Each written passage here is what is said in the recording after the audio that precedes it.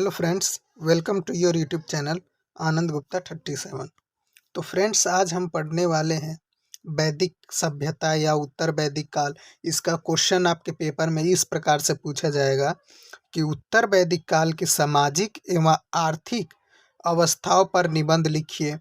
उत्तर वैदिक काल की एक सामाजिक होती है, एक आर्थिक होती है, एक राजनीतिक होती है। तो आज हम सिर्फ इसमें 2 पॉइंट के बारे में पढ़ेंगे, सामाजिक और आर्थिक अवस्था वहाँ पे कैसी थी उत्तर वैदिक काल में।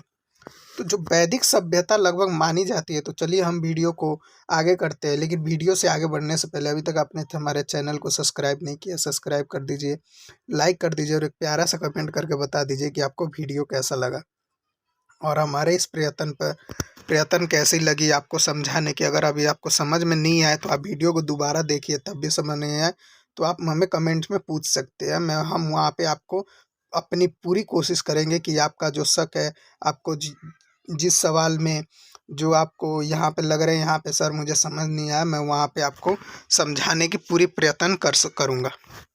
तो चलिए स्टार्ट करते हैं। हमारा है पहला वैदिक सभ्यता। तो वैदिक सभ्यता जो मानी जाती है लगभग 1500 ईसा पूर्व से 600 ईसा पूर्व तक, इससे ईस्वी से 600 ईसा पूर्व तक इस वैदिक सभ्यता मानी जाती है।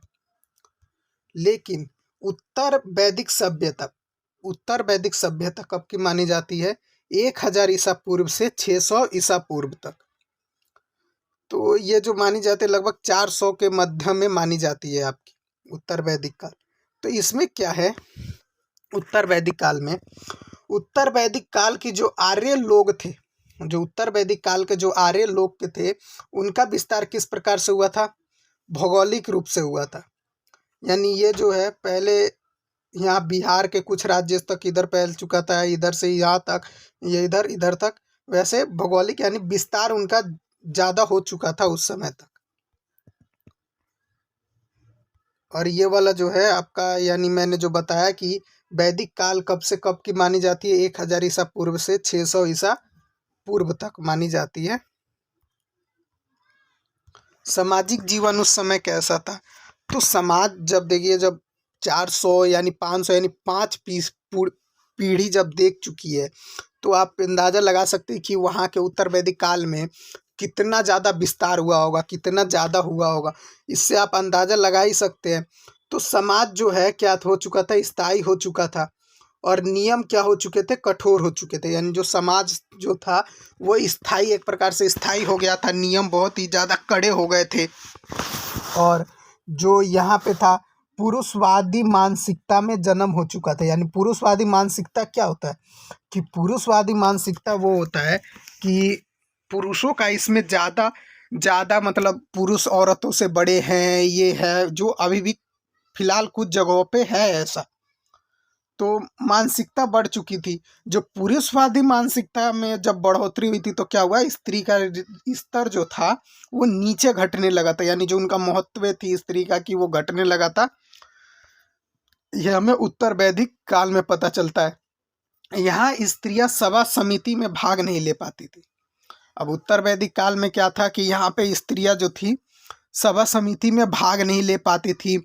और सभा कहीं होता था तो उसमें उन्हें हिस्सा लेने का एक प्रकार का उन्हें नहीं दिया जाता था कि तुम लेके हिस्सा क्या करोगे, तुम्हारा स्तर नीचे है, ऐसा ही कुछ होता था। अब इसमें है ऐत्रेय ब्राह्मण। अगर आप ऐत्रेय ब्राह्मण देखिए तो ये एक ऋग्वेद का एक भाग माना जाता है। ऐत्रेय ब्राह्मण, इस ग्रंथ में लिखा है कि कन्या एक चिंता का कारण है। यानी इस ग्रंथ में लिखा गया है कि कन्या जो है एक चिंता का कारण है। मतलब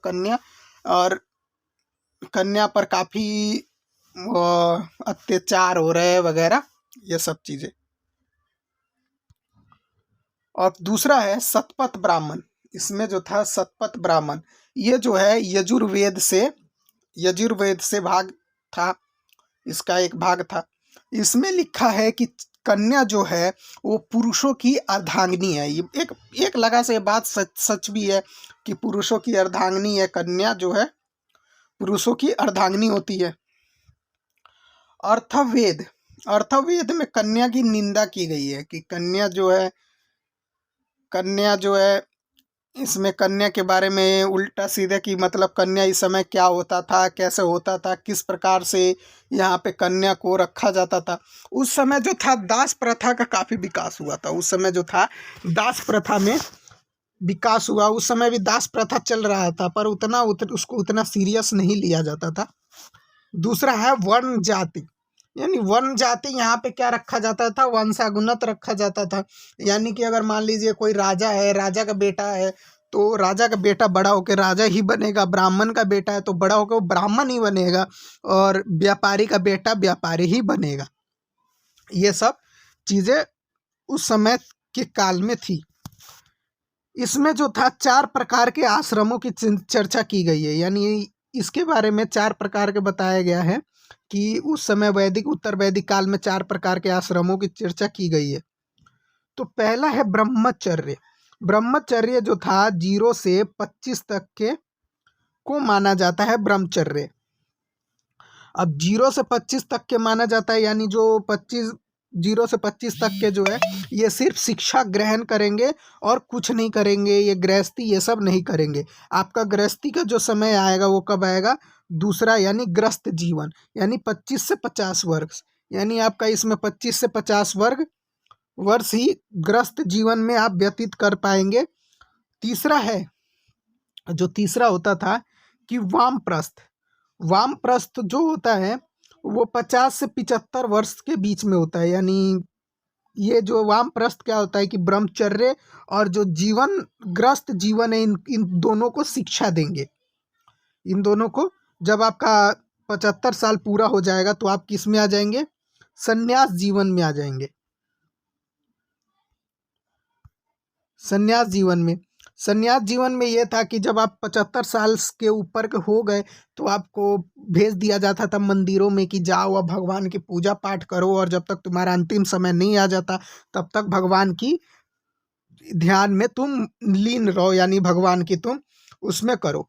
तो ये जो था आपका जो था सामाजिक जीवन था उत्तर वैदिक काल के।